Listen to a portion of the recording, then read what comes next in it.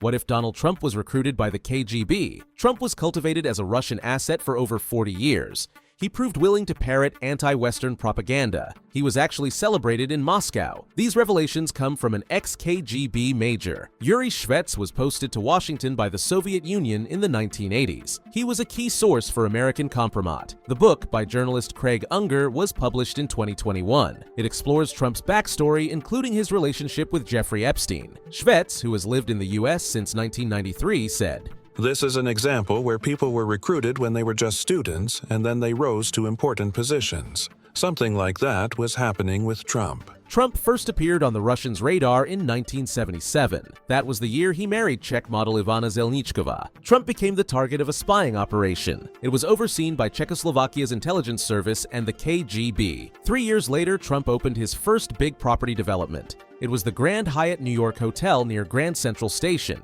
Trump bought 200 television sets for the hotel from Semyon Kislin. Kislin was a Soviet emigre who co-owned Joy Ludd Electronics on Fifth Avenue. According to Shvets, Joy Ludd was controlled by the KGB. Kislin worked as a so-called spotter agent.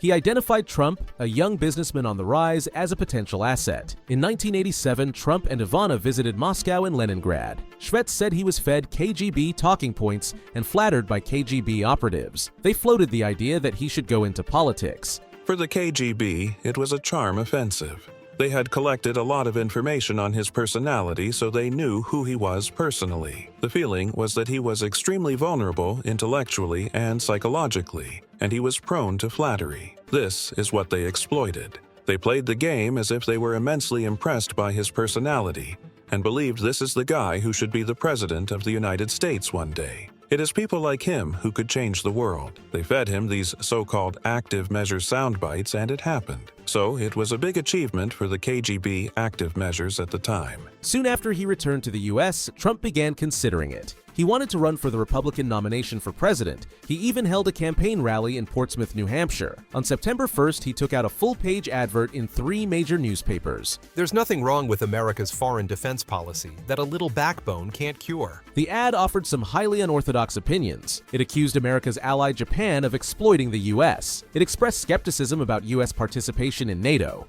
America should stop paying to defend countries that can afford to defend themselves, it said. This was rather unorthodox for Reagan-era America, but it was cause for celebration in Russia. Shvets, who'd returned home by now, saw a KGB cable celebrating the ad. It was praised as a successful active measure executed by a new KGB asset.